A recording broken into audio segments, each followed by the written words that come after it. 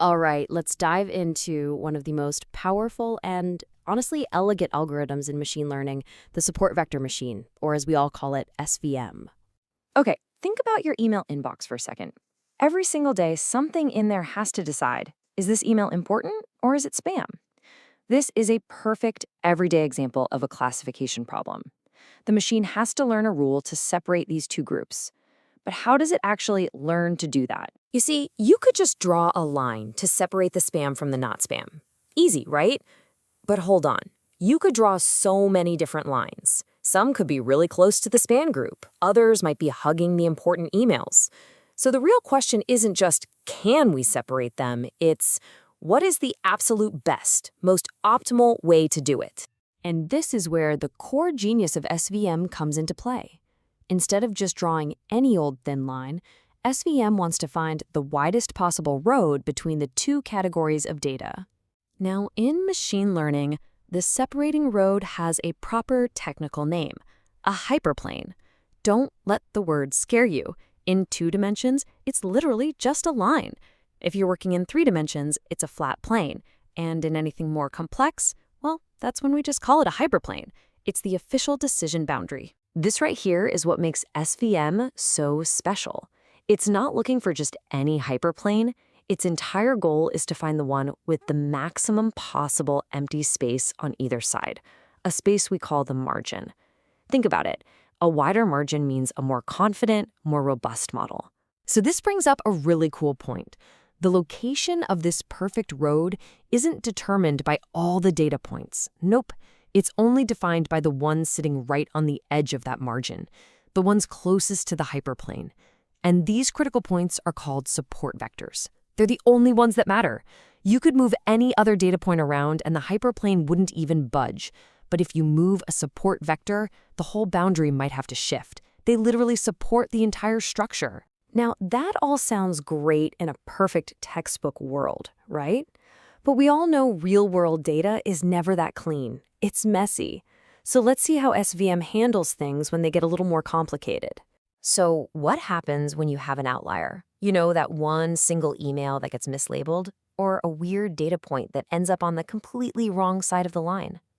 A really strict model, one that insists on separating everything perfectly, will get totally thrown off by this one point.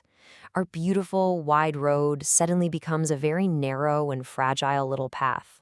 This is where we need a bit of flexibility. We have 2 main flavors of SVM, hard margin versus soft margin. A hard margin SVM is that super strict one we just talked about. No misclassifications allowed, which makes it really sensitive to outliers. A soft margin SVM, on the other hand, is much smarter. It will actually allow a few points to be misclassified if it means creating a wider, more stable boundary overall. It's a trade-off. And how do we control that flexibility? Well, we have a little control knob for it, a parameter that's usually just called C. You can think of it as a penalty dial. If you crank C way up, you're putting a huge penalty on getting any point wrong, which forces a hard margin. But if you use a lower C, you're being more forgiving, which allows for that softer, more tolerant margin. The whole game is tuning C to find that perfect balance. Okay, so we've handled outliers, but what about data that's just fundamentally jumbled up? This is where SVM pulls out its most famous and, frankly, most brilliant technique, the kernel trick. I mean, imagine your data isn't just in 2 simple clusters. What if one class is arranged in a circle and the other class is entirely inside of it? There is literally no straight line you can draw to separate them. So is SVM useless here? Not a chance. Okay, this is where the magic happens, so pay attention. The kernel trick takes our inseparable 2D data and uses a clever mathematical function to project it into a higher dimension. It's like lifting it up into 3D.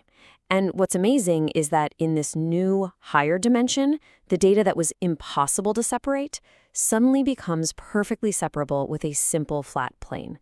It's a mind-bendingly clever way to solve an impossible problem. And there isn't just one magic function for this. There are several types of kernels you can use. You've got the basic linear kernel for problems that are already straightforward. But for more complex data, you might use a polynomial kernel, or one of the most popular and powerful ones, the radial basis function, or RBF kernel. Picking the right one is absolutely key. So now that we understand the mechanics behind this amazing algorithm, the big question is, when should you actually reach for an SVM in your machine learning toolbox? Let's quickly break it down. On the pro side, SVMs are awesome in high-dimensional spaces. Think text or image classification. Thanks to kernels, they're fantastic for complex nonlinear problems, and they're pretty robust against outliers if you use that soft margin. But for the cons, training can be really slow on huge data sets. The models can be a bit of a black box, making it hard to interpret why a decision was made.